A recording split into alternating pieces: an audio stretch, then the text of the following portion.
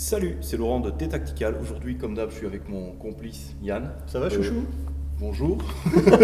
Ravi de vous connaître. Qu'est-ce qu'on va faire aujourd'hui? Eh ben, on va faire résistance extrême. Résistance extrême de qui? Gilet pare-balles, Ok. sinon c'est pas drôle. Pas celui-là. Pas celui-là. Celui-là, Ouais, celui-là par contre. désormais le célèbre TAC 1 qu'on peut retrouver sur specialoptions.com, comme Tout à fait. d'habitude, special-options.com. Et donc, qu'est-ce qu'on va faire? On va reprendre un petit peu le concept qu'on avait utilisé pour le MK1, MK2. Donc, on avait, pour rappel, criblé de balles. Ici, on avait 11 impacts, donc vous pouvez retourner voir le test, je vous mettrai un petit lien. Et puis, ce qu'on va faire, c'est que, comme on nous demande toujours, malgré le fait que C'est le même pack balistique. Voilà, Il n'y a même pack aucune balistique. différence technique entre les deux. Entre ça, un discret et le TAC sans plaque, donc juste la protection souple, c'est le même pack balistique. Mais comme on nous pose la question, on s'est dit on va sacrifier le pack balistique d'un TAC puisqu'on en avait un RAB et qu'on va lui faire Un Parfait. petit torture test. Pour ça, on va utiliser du 9 mm, classiquement. Mais bon, histoire d'être fun un peu, on va le tirer dans un AR-15 en 9 para, avec déjà un canon de 10 pouces, donc ce qui va faire que par rapport à la vitesse normale qu'on aurait dans un Glock classique, et encore là déjà c'est un 34, voilà, déjà c'est un 34, mais par rapport à un PA classique, on va doubler la longueur du canon quand même, donc ça va permettre d'atteindre des vélocités qui vont être relativement intéressantes. Si je rengaine, ça sera mieux. Et ici, pour info, ça c'est un AR-15 qui est un peu spécial d'ailleurs, puisqu'il a été conçu pour tirer du 9. Ah, il a été conçu pour tirer du 9. Ça, c'est une pièce de collection parce que c'est un Colt. Comme d'hab. Et quoi. c'est un Colt DEA, c'est-à-dire qu'à l'époque, la DEA avait émis le souhait d'avoir un PM en 9 para. Ils étaient partis sur le HKMP5, évidemment, esprit américain obligeant. Colt avait chopé la mouche. Alors il dit non, mais attendez, on vous fait un AR-15 en 9 para. Et donc c'est un AR-15 qui a vraiment été designé pour tirer 9 para. Avantage, c'est avec quand même un canon assez court. Avec un canon quand même assez court pour pouvoir travailler en CQB et puis éviter la surpénétration des gros calibres pour certaines opérations, ça pouvait être important. Et donc voilà, on a quasiment 70-80% des composants qui sont similaires à un M4 normal, mais là on tire en 9 para. Ok, donc protocole, on va aujourd'hui mettre 30 balles dans la plaque. Un chargeur complet. Voilà. Donc la plaque, le pack balistique, la plaque souple, elle est conçue à la base pour être multi-impact pour 6 impacts. Ouais, 6 impacts de ici, suite. on va pousser, on va travailler dans une logique de travail réel, donc avec du mouvement, avec des impacts qui peuvent être assez aléatoires dans leur positionnement, et puis on va voir un peu ce que ça donne. Et surtout qu'ils s'enchaînent. Ouais. Alors, on va essayer d'avoir une cadence de tir, on va faire ce qu'on peut, mais une cadence de tir qui fasse que, effectivement, par rapport à une fusillade où vraiment ça volerait dans tous les coins, on peut se retrouver à ça. Et on a vu que, quand on voit les images du Bataclan, on voit que ça part dans tous les sens. Ouais, on va faire ce qu'on peut, on n'a plus 20 ans. Ah, c'est pas faux. Ok, on va s'y mettre. On est parti? Allez, go. Ok. Ok.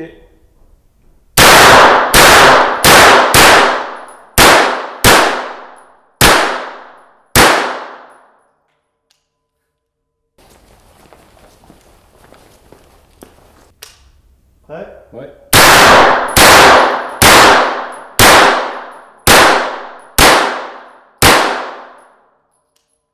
Ah, ça suffit, hein. Et ça passe pas. Non, ça passe pas. On y retourne. Ok pour moi.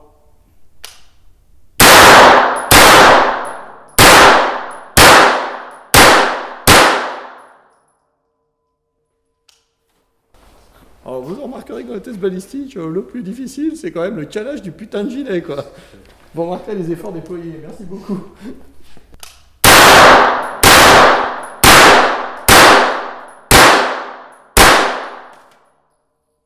Sortez. C'est bon.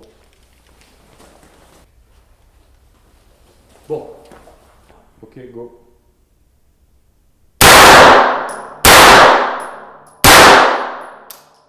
Un chargeur.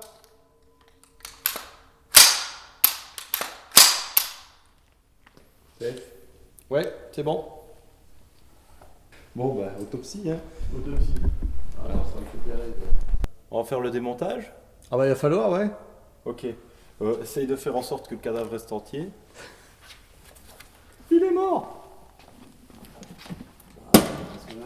Hop, je le pose de l'autre côté.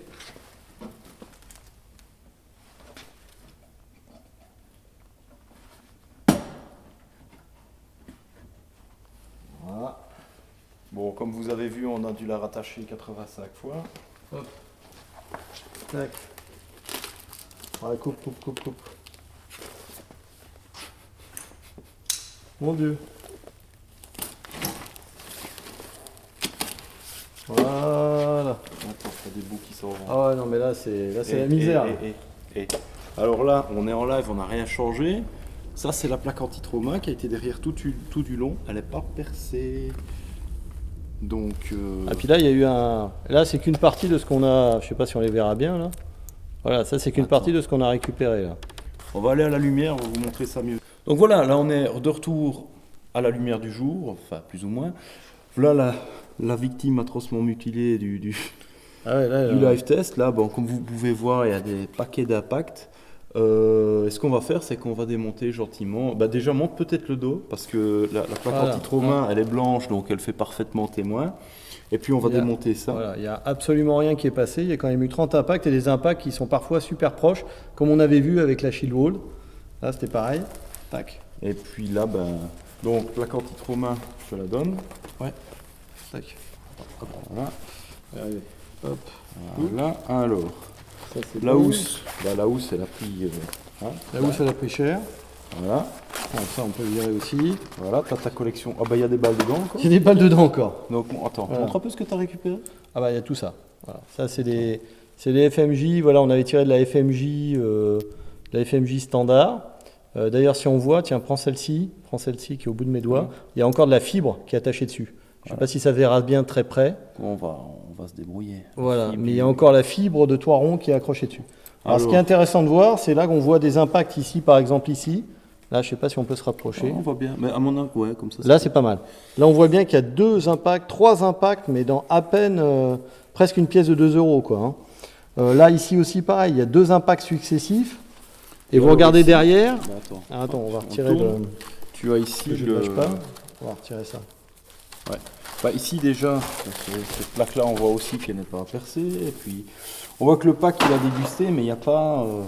Voilà, si on retire le film de protection, il n'y a absolument rien. Il n'y a absolument rien qui est passé, quoi. Donc, et là, on pourra s'amuser éventuellement, regarder layer par layer. Et si on voit, je suis à peu près à la hautière. Hop, on voit que de temps en temps, il y a un impact qui est passé. Là, on est plus ou moins à la moitié du gilet. D'ailleurs, on peut voir le projectile qui est encore captif. Il est fiché là. Voilà, ça tombe de partout, là. Ouais, il est encore là, ouais. Je ne sais pas si on le voit bien, attends. Ah, on voit bien, on voit bien. Hop. Voilà, parce que... Voilà. Je vais feuilleter. On le voit ici, là. On voit ici le projectile qui a fini d'être arrêté, qui est encore prisonnier dans les cibles. Et on le voit ici. Alors, on le voit bien. Attends, on va juste... Attends. En pédago, il faut qu'on peut le sortir. Voilà, c'est pas mal, là. Ouais, nickel. Et voilà. Si je continue à feuilleter, on peut voir que ça s'arrête là, je pense. Que... Voilà. Donc si vous aviez jamais vu l'intérieur d'un gilet pare-balles en live, il n'y a rien de magique. C'est tout simplement un empilage de couches, c'est un millefeuille. Et puis la première n'arrête pas, la deuxième n'arrête pas, la troisième n'arrête pas. Puis la vitesse allant en décroissant, et au bout d'un moment, voilà, ça finit par stopper le projectile tout en le déformant. Donc là, on a tiré de la Cellier Bello 115 grains, FMJ, vraiment une munition standard, quoi, un truc tout à fait normal, mais qu'on peut croiser malheureusement dans le chargeur de plein de gens malfaisants, parce que c'est une munition assez courante. Mais ça permet de voir qu'effectivement, on peut faire du 30 impact. Alors effectivement, oui. Alors c'est là où la chasuble Cordura qu'on voit ici sert aussi à maintenir la cohérence du pack. Là, on voit que quand le pack il est sorti, il a commencé à désintégrer un petit peu partout, mais ce qui n'a pas empêché le toit rond de continuer à faire son boulot et de continuer à stopper les tirs. Alors évidemment, le gars qui a pris ça, il est probablement pas frais. C'est hôpital. C'est hôpital. Voilà. On ne le dira jamais assez, on le dit en cours T3C. C'est toujours hôpital. Voilà. C'est toujours après un tir de gilet pare-balles, même si on constate de visu que la balle a bien été arrêtée par le gilet. Systématiquement, on prend la personne touchée, on l'emmène systématiquement à l'hôpital et on fait une échographie de la zone parce qu'il y a, malgré les plaques anti-trauma, malgré les chasubles, malgré tout ce que vous voulez, il y a toujours le risque qu'il y ait un vaisseau qui est éclaté ou un organe qui a été touché par l'onde de choc. Et à partir de ce moment-là, il faut absolument faire une échographie pour prévenir les risques d'hémorragie interne. Ça, c'est la base. Mais faut-il encore que les gens aient ce réflexe-là. Donc si malheureusement vous êtes dans cette situation extrême-là, essayez d'avoir ce réflexe-là à la fin des événements, quand la poussière retombe, de dire ok, qui a été touché, si quelqu'un a été touché, de pouvoir l'emmener à l'hôpital quand même pour éviter tout problème ultérieur. Sans parler des côtes crassées, des choses comme ça. Mais au moins, on est vivant. Donne un peu ta main. Ouais, ah ouais, encore. Attends, là, j'ai plein de saloperies dans ma main. Putain. Voilà, et on va les garder. Hein. Voilà. Oh là, putain, attends, on a récupéré combien là? Ouais, presque tout le chargeur là. Hein. Impressionnant. Voilà. Je sais pas si ça se voit. Voilà, tout déformé. Hein. Donc la chemise éclate en fait. Alors je vais poser ça. On voit ton pouce là. Ouais, on voit mon gros pouce. Bah tiens, juste pour rire, tiens, on voit deux de plus. Laisse-les descendre un peu dans ma main et on va les compter. Alors vas-y. Ouais. 1, 2. Attends, je vais faire un petit 3, peu de focus tant qu'on y est. 4, 5, 6, 7, 8, 9, 10, 11, 12, 13 plus un point 14, 15, 16, 17, 18, 19, 20, 21, 22 avec celle qui est pris dans le pack. Plus tout ce qui est tombé là-bas. Plus tout ce qui est tombé là-bas. On en a déjà au moins 22 là sur le coup. Donc là, on est extrêmement riche de mun. C'est pas un problème. Donc voilà, vous pouvez arrêter tout ça de plomb, cuivre et autres trucs avec un gilet. Alors bien sûr, c'est mieux dans ma main que dans mon bide. Voilà, c'est l'extrême de l'extrême, mais ça permet de voir qu'effectivement la résistance des matériaux aramides modernes, donc le toiron entre autres qu'on utilise dans le chill wall ou dans les packs TAC ou dans les packs discrets, etc., ont vraiment une résistance mécanique incroyable, quoi. Ça, franchement, c'est quand même quelque chose. Hein. Ouais. On les gardera. Ah oui, moi je suis heureux. Moi ça me va très bien. Hein.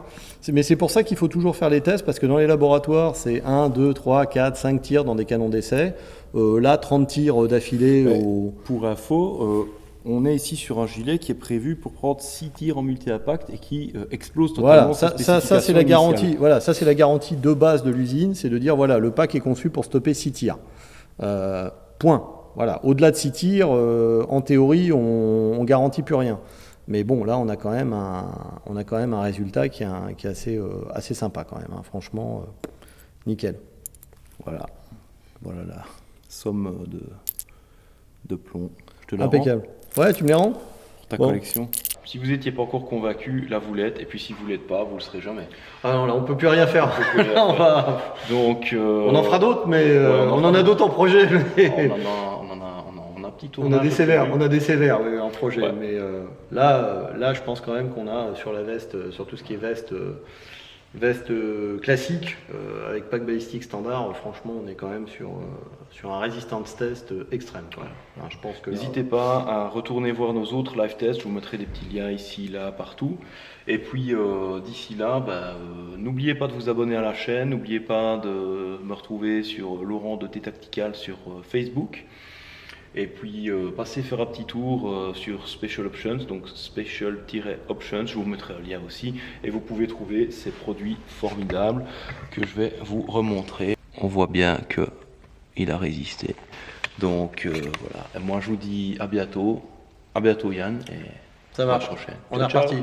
Voilà, donc je suis avec Laurent Vinatier de l'Arquebus de Vissou. Bonjour. Sans qui tous les tests, les tests balistiques qu'on a fait récemment n'auraient pas été possibles, donc je voulais te remercier. Et puis, c'est normal, on est là pour ça. C'est cool. Et puis là, on s'était mis sur fond de Terminator, et c'était l'occasion aussi de parler un petit peu de l'évolution du club, puisqu'on en avait déjà parlé une fois. Donc toi tu as maintenant de nouvelles auteurs. Ça y est, nouvelle catégorie B. Okay. Donc on est armurerie évidemment, hein, comme avant, avec les C, les B. Et puis on a la possibilité de vendre les armes, les munitions, les étuis, tout ce qui est accessoire. Voilà. D'acheter donc ici, de venir tirer, de venir passer un petit moment cool. Voilà, tranquille, voilà. C'est toujours l'esprit du club, ça fait 1 an qu'on est ouvert et c'est vrai que ça se passe bien, on a des gens sympas, on est là, c'est pour le fun, on s'amuse. Ouais. Bah, c'est cool. Dans la sérénité et avec toutes les sécurités qu'il faut. Donc il n'y a pas de souci particulier. Bah, c'est super. Voilà. Bah, on se revoit bientôt et je te remercie encore. Bah, c'est moi qui vous remercie. À bientôt. À bientôt.